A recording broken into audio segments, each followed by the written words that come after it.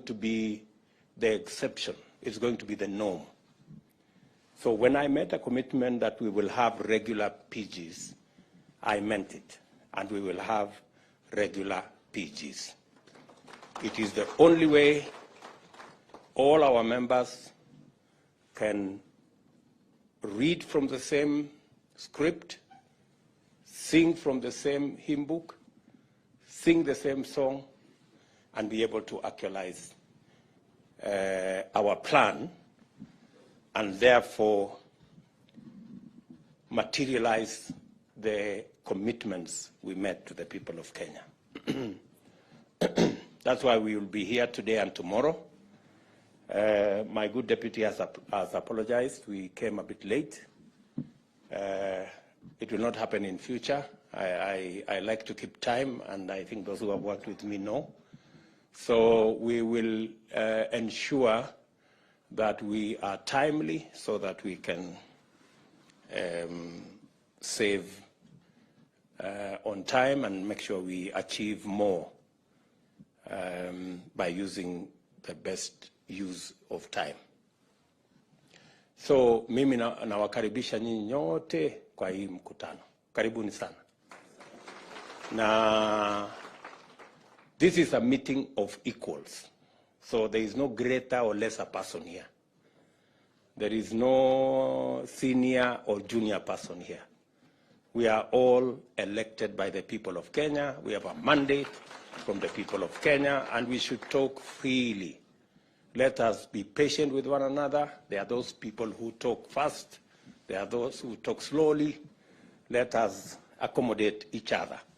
That is the essence of a team. A team is organized. Otherwise, we will not get the synergy that is necessary for us to implement our plan. Before I say one or two things, let me just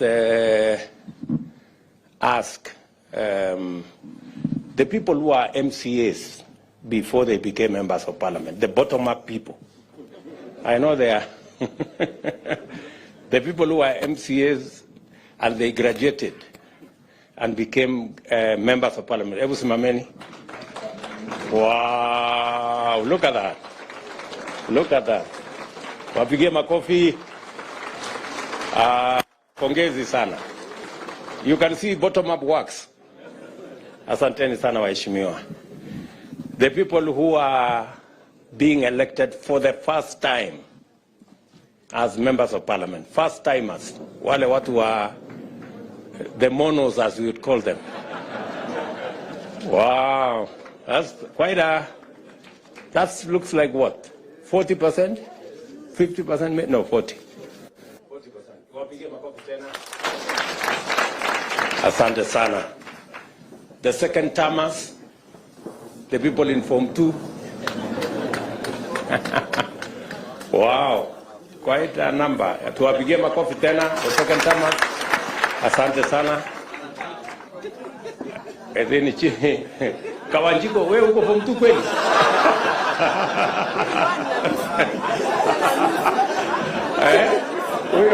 Huyo aliruka darasa huyo. Okay. Can we see the first timers? Form 3 people. The Form 3. Wow, that's quite impressive. Tuwapigie makofi watu wa Form 3 hapo. Asante sana. Thank you very much. Tuko na watu wa Form 4 kweli? Haya, watu wa Form 4 tuone. The 4 timers. Wow. That's quite something. Oh, Mwangi there. Aden Duale here. Cheptumo there. Governor Sirma there. And Garek Mbuki. Jaffe. And of course, Lekuton. And Khalwale right at the back. And Kiunjuri right there. Aya, tuwapigie makofi. Form 5, 5th timers. Are there 5th timers here? Moroto in absentia. Moroto. Oh, Wow, we have Gonzalai. yeah. All the way from Penango. Miguel Makobi, the only one, the only elder here. And Moroto. So they are the elders or ancestors?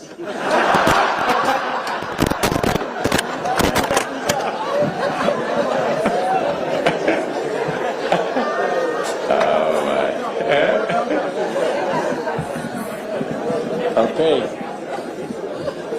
So I think that gives us the framework of our. You can see we're quite a mixed group.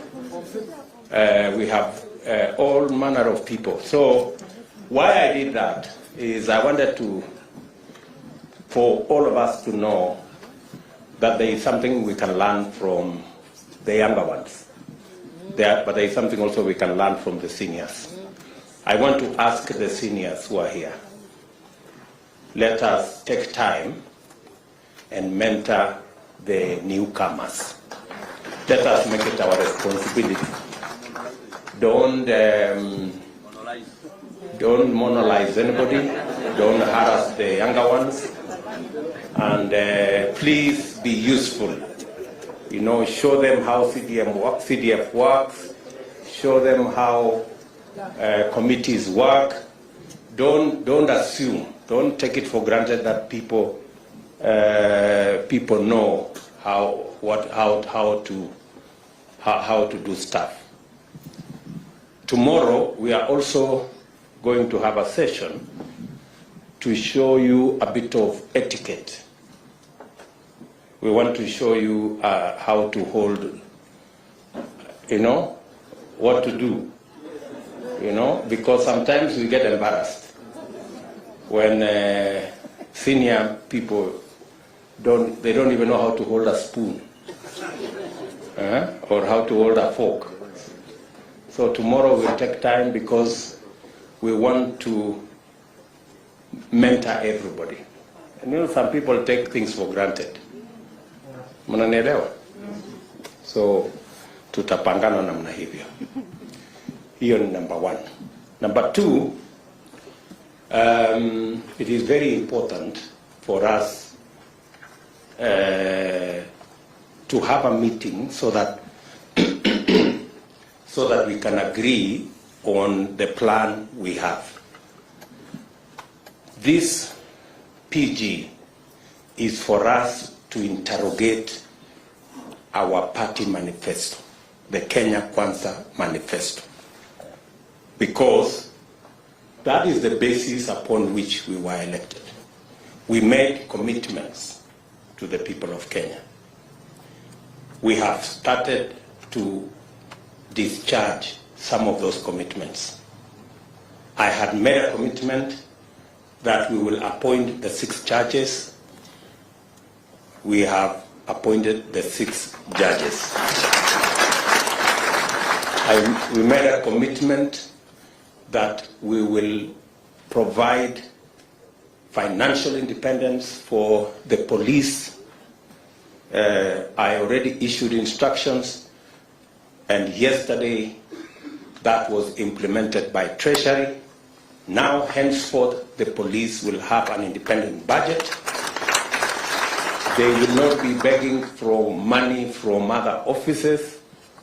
We will allocate them the resources as is being done by Parliament, and we will begin to make demands of them on matter security, because in the past they used to give excuses of depending on finances from other offices.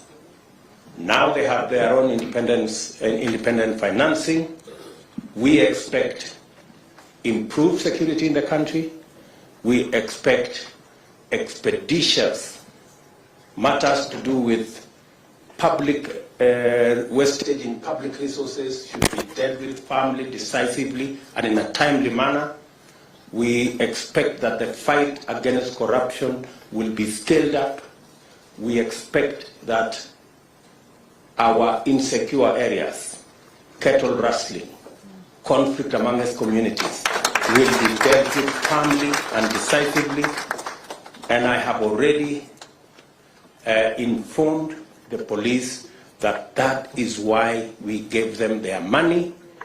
They will have a direct charge, and they will decide in accordance with their security plan, in accordance with the way they want to discharge their mandate, without having recourse to anybody, but with clarity and independence, because that is the requirement of the Constitution.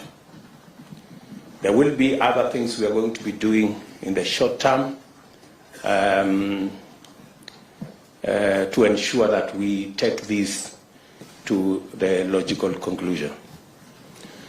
Let me also say the primary reason why we are meeting here today is so that each and every one of us can understand the commitments we have made to the people of Kenya through our manifesto. We are also going to show you the legislative program that will enable us implement that plan. And that legislative program is going to come to Parliament. It is good for you to understand ahead of time, so that when we ask you that there is this law, there are these regulations, there is this policy position that we want Parliament to pass for us, it will be understood that this is in furtherance, and you will already have the information to make sure that you pass it in a manner that it will give us the instruments to be able to deliver to the people of Kenya. We will tell you about our housing plan. We have Charles Hinga here. He will take you through our housing plan, the plan that we were supposed to implement in 2018. But we lost the opportunity to implement it in 2018 because we took a tangent and went to BBI and went to other stories. I want to promise you that this is one plan that is a must-do for us. It will create millions of jobs for our young people. It will sort out for us our challenge of housing. Many people are living in deplorable conditions in slums and other informal settlements. They are paying 3,000 to 5,000 shillings, sometimes 6,000 shillings, in houses that have no toilet, that have no water, that have no electricity. We can give those people a decent house where they will pay the same 5,000 in terms of mortgage and be able to own the house further down the road. We will be requiring you to do some adjustments on the law so that we can implement that plan. We will be taking you through our universal health coverage plan so that you also understand what we need to do so that we can actualize the commitment we made to the people of Kenya on matters to do with universal health coverage. How are we going to make it 300 shillings for the lowest category, and how are we going to graduate it so that instead of being a fixed amount, people contribute in accordance with their incomes and provide a mechanism where we can carry the majority of Kenyans, work with the people in the informal sector, and also make sure that we carry the majority of Kenyans. When I say the majority, I mean actually everybody. And it is good for you to understand. We will also be making a presentation to you on savings and what you need to do to make sure that we improve the culture of savings. Savings is what gives us the resources for investment. In fact, the norm is investments is actually a function of savings. You can only invest if you have saved.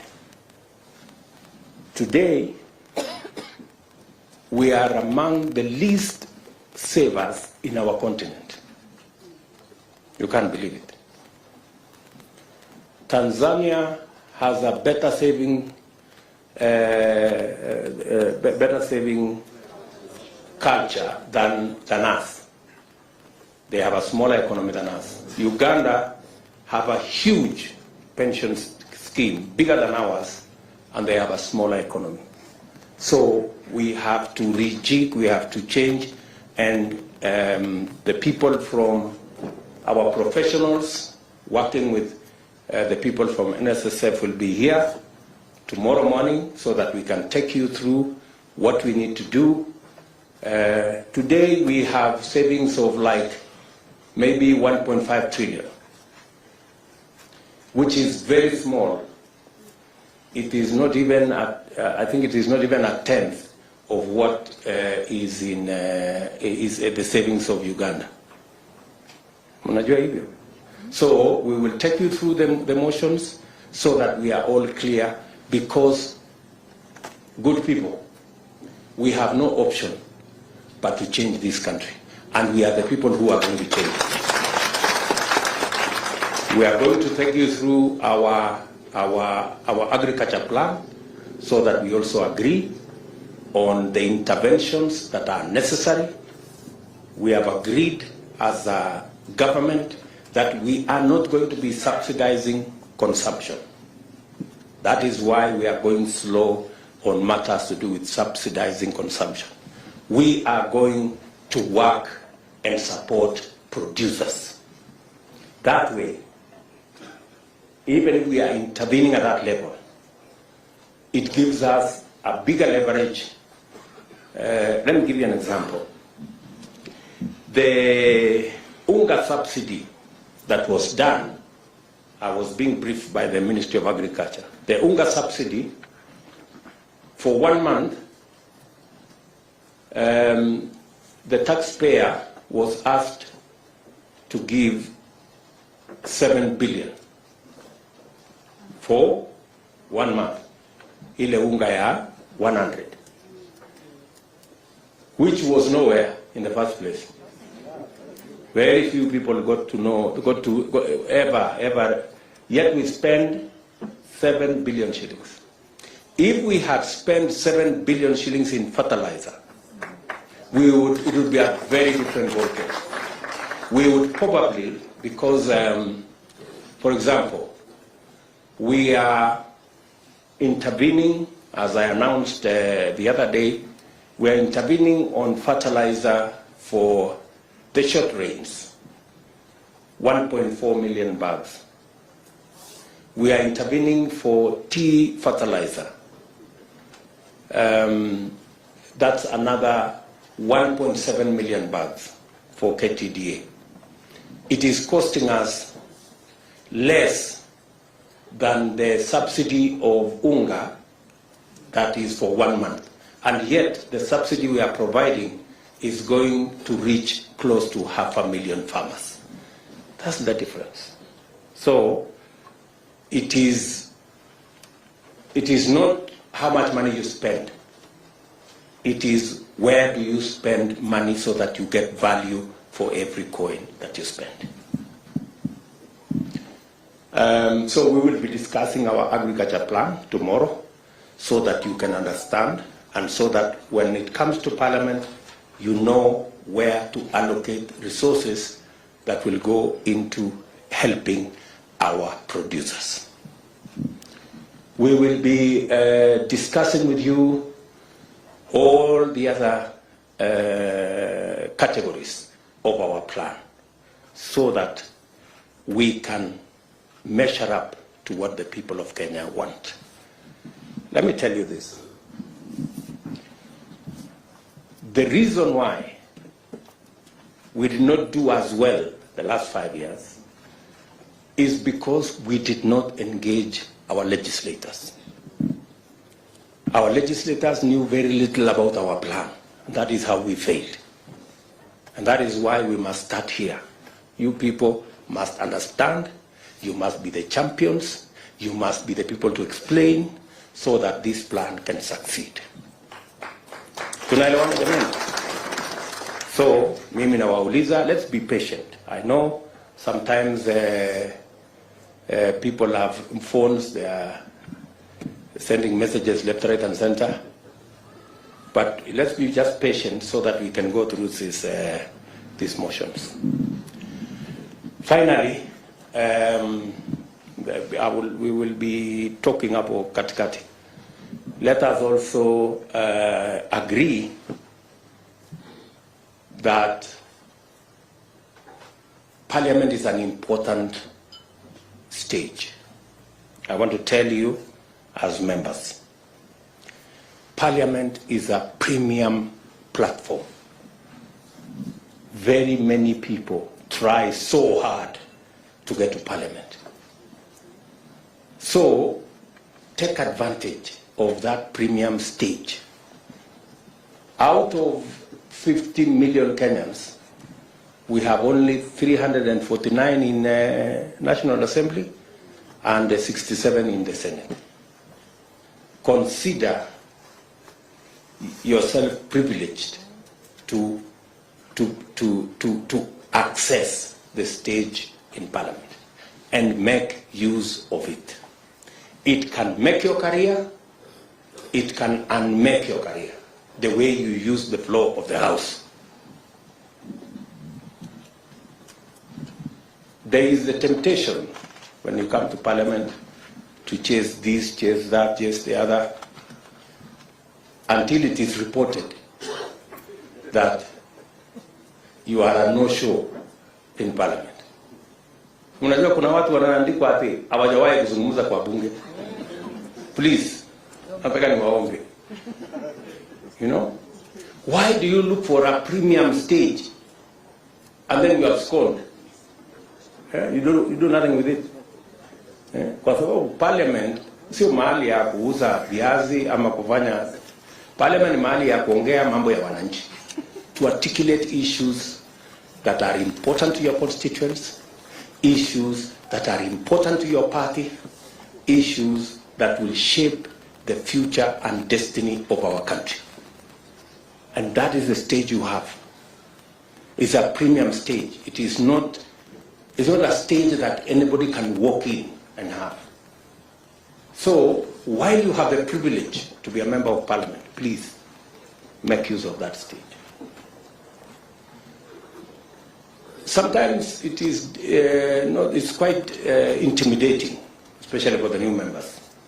Kidogo ukisimama hapo unatetemeka kidogo, Kiswahili Kiingereza inachanganyika, but if you do it consistently, utashika network na mambo itaenda mzuri. Yeah, and many of our constituents are waiting to see. They're waiting to see you. Mbunge wetu wamesema nini kule bunge leo. I have also taken the position with my good deputy here that for purposes of proper accountability of government, we are going to work on the standing orders so that our CSS can come to Parliament and you can ask them questions directly about your constituents, so that we can improve the accountability of our government, the accountability of our ministers, because in any case, the ministers don't have any constituency to attend to. So their constituency is Parliament. Are we together? So make use of that platform. I am happy to note that our competitors have said they will provide oversight of our government. And we welcome our competitors' assertion that they will take seriously their oversight role over our government. We believe that the efficiency of any government is also dependent on how much we are kept on our toes. So I want to tell our good friends on the other side of the political divide, welcome to your oversight role. We are ready to be accountable as a government, because that will make the people of Kenya get value for every commitment we make, every shilling we spend, and every plan we roll out. So we are going to work together in that manner, and we want to take this into the future.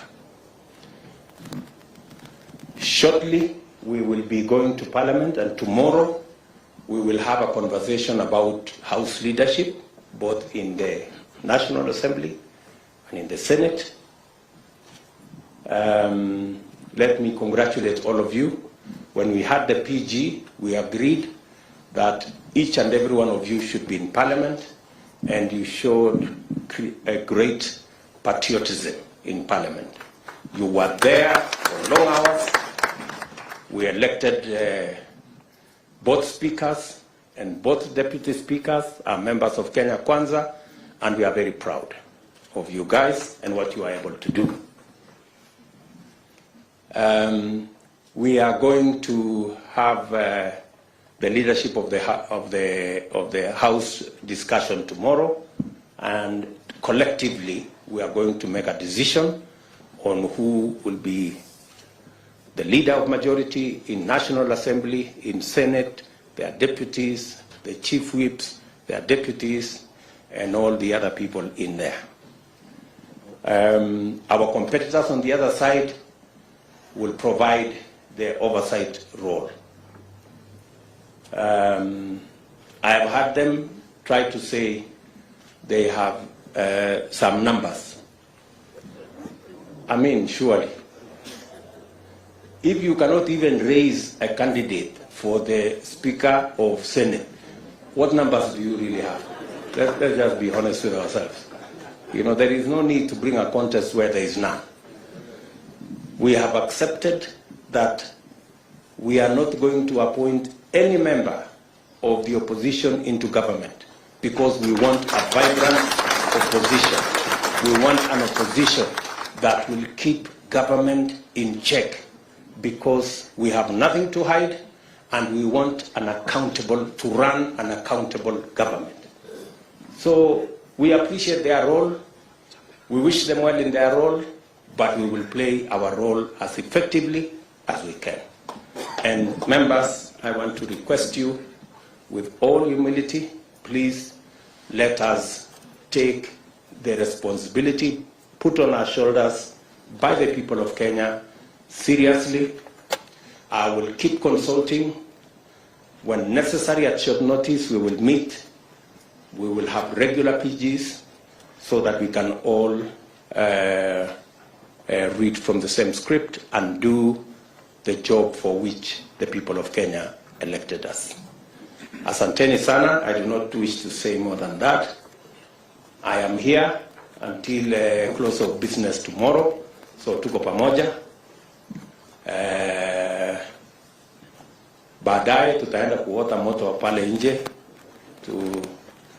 tupige story baadaye na tupangane namna hiyo, si ndio? So otherwise, nawashukuru sana, and I wish each and every one of you here the very best in your career as legislators. Asanteni sana. Thank you.